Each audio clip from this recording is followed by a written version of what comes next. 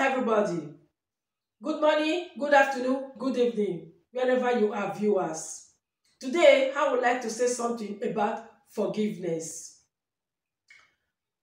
When some people when you offend them and you do them something bad or something wey pain them, when later the person wey do you that thing come back to you, come say im dey sorry for all the mistake wey he make or the thing wey he do to you, you go say okay, you don forgive the person. But you forgive the person, you not forget the thing. So things dey like that, many things dey like that. That pain when the person cause you, e go just be like birthmark. Anytime when you look that place or you see the sign or see anything, when you don see am finish, you go say, see this person na give me this mark.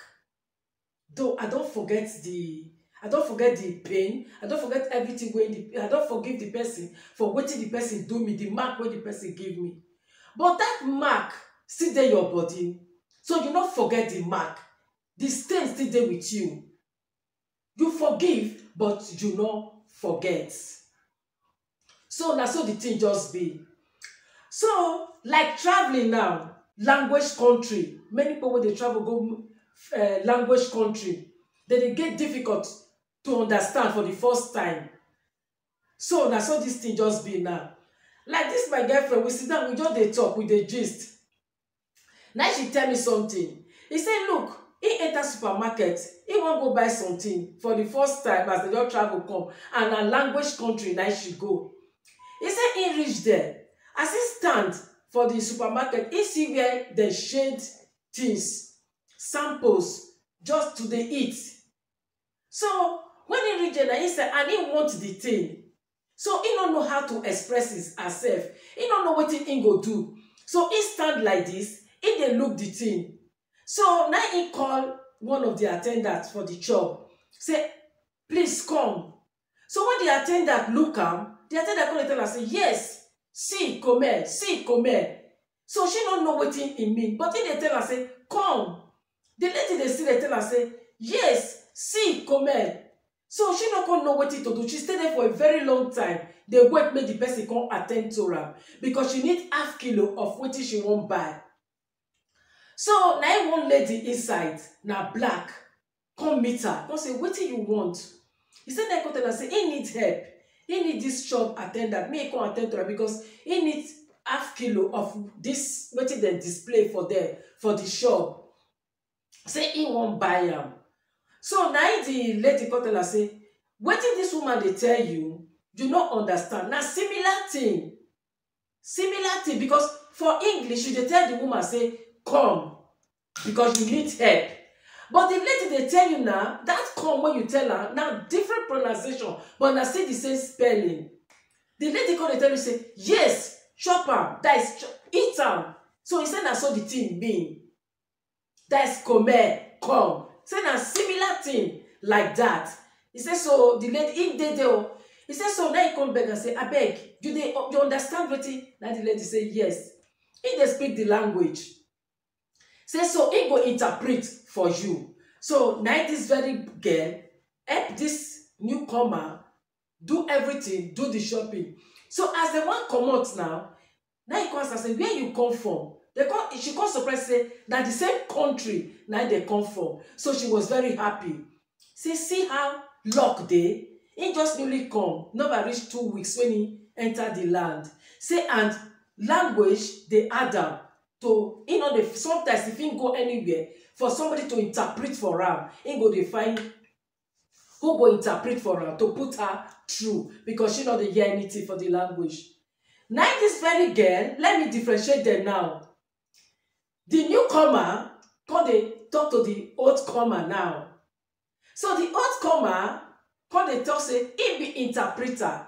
Na him be her work. Say she dey interpret, and anything wey she dey interpret, she dey take 50 euro to interpret anything. He say na that thing he specialize on. So now this guy come talk say, okay, as he newly come, he no get that amount to dey pay. But if you go fit beat the price, he go appreciate. But because this time around, he need somebody wey go dey interpret for her. So after everything, So she take this girl address, telephone number, everything, she go. So when she reach her, she come explain this very girl wey me and her dey talk now. He say he come explain to her man.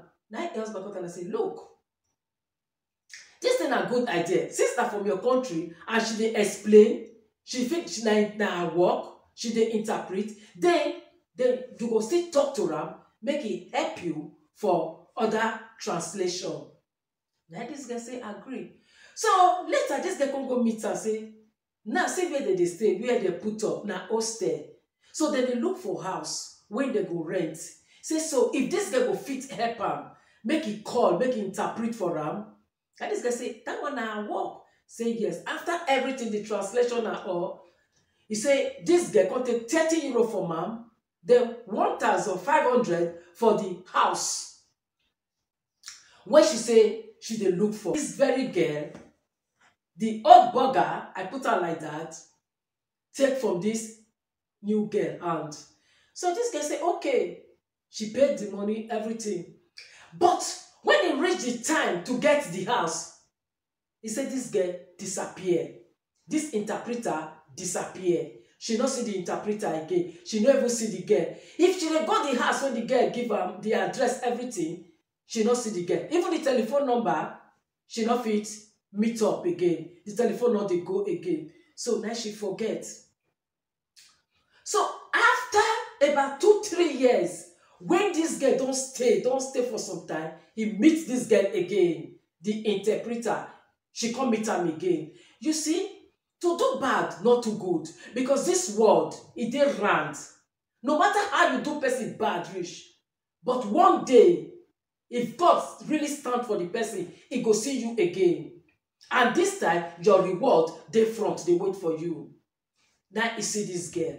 When you see this girl, this time, now this girl, they look for help for am now. The girl come dey beg.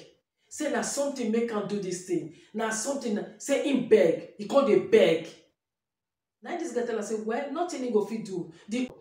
By this time, if I know they exist again, he forgive you, but he not fit forget because he no want make him make the same mistake when he make again with you. He no want. So you see this kind of thing, how somebody when you see and you take, if you travel come and the first person you see na your country person, you go dey very very happy. It go just be like sister to you when you see the way you go embrace her, because now many people dey travel, they don't know where they go, I mean. But now when they reach the final destination, they go see their country person, see this, see that. Who you want meet? Now your country person, now you go first go meet.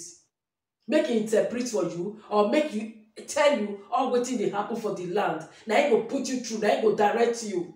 But for some people, when you go meet them, they go try to dupe you.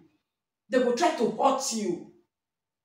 That help when you dey find, they no go even give you. Or talk less say, they go lead you to where you go get the help.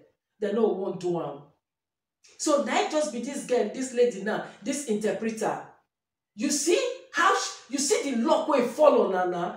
You don't, and maybe she go don do many people. So then this girl only tell her say, he forgive you, but he not fit forget, because anytime when he think am, how the first person when he meets for the land when he dey new for foreign land when he dey, na person wey he dupe am. From this place, for this time, if you travel, you meet person for the first time, you have to be very careful, because you don't know who that person be. You don't know whether na bad person or whether na good person. You don't know. The only thing na patience. Now you go take follow somebody who you see for the first time for foreign land, because may they not put you for problem. Now interpreter, this lady wey call herself interpreter, they beg for forgiveness. Now this lady tell her say, yes, he go forgive you, but to forget, he not fit forget, because he no want make him involve himself for the second time with you. So viewers, thanks for watching. If na the first time you dey watch my video, just give me thumb. Subscribe me. and have a wonderful day. Thanks.